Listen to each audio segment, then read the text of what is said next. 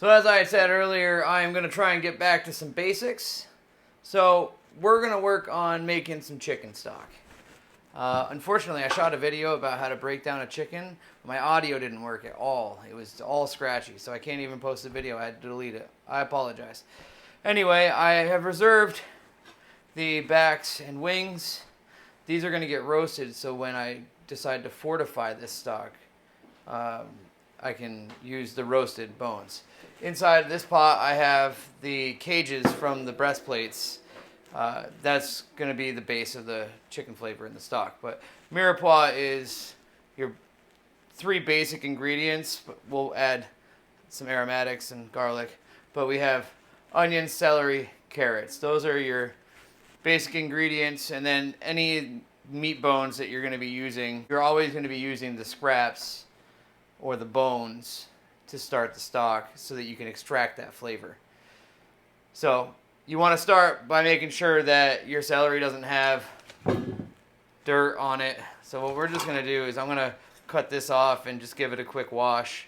We are going to be fortifying this. We're going to end up reducing it a lot, and we're going to actually end up using a lot of this chicken stock to cook the octopus later today. So that's again going to be receiving more mirepoix. So today we're just going to put some rough chops of this stuff in there just to extract the flavor. It's going to be on the stove a couple of hours. And then, we're going to keep building on those flavors. Like I was saying in a video the other day about simplicity and building blocks, we build on simple flavors. And this is where it all starts. We have some fresh bay leaves. If you get the chance to use them in stocks, I recommend that over dried any day. Fresh thyme, always. These are your main ingredients. Are going to be in every single stock. All right? So I'm going to get started. I'm going to chop all this stuff up, throw it on the stove. Just trim off the root. And you cut them into 8ths.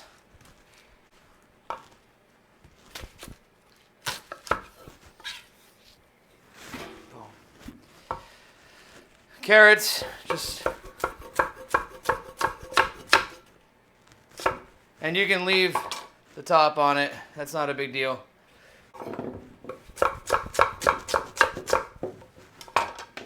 For your garlic, we're just going to cut it right down the middle like that. Boom. Aromatics. All right. Now we'll fill this up with water and we'll just throw it right on the stove. And away she goes. That is chicken stock. If you wanted vegetable stock, just omit the chicken. If you want beef stock, put in beef bones. If you want veal stock, put in veal. When we do fish, it's a little bit of a different process and there's a couple more ingredients. So that will be the next video. Thanks. All right, so the chicken stock is done. Now what I need to do is strain it out. Got to get all of this out.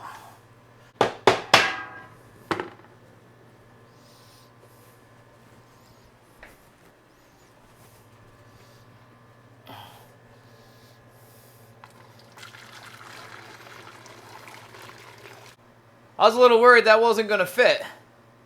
Okay, so when we talk about fortifying a stock, we're talking about imparting some flavors, some more flavors.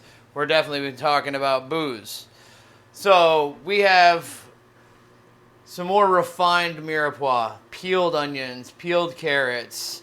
I didn't peel the garlic, but it's okay. We're going to keep going through this process. This is all going to get strained out. I even have some mushrooms here to add some more flavor too. We have the roasted bones down here in front. These are going to be going in to the pot. We're going to cover it. I changed the pot up to be something a little more wide. We need that area so that the moisture can evaporate faster. The faster we evaporate, the more we reduce. That's the whole point of this, is to reduce, reduce, reduce. We're trying to extract flavor, extract gelatin, impart the booze, and we want it to become thick and gelatinous.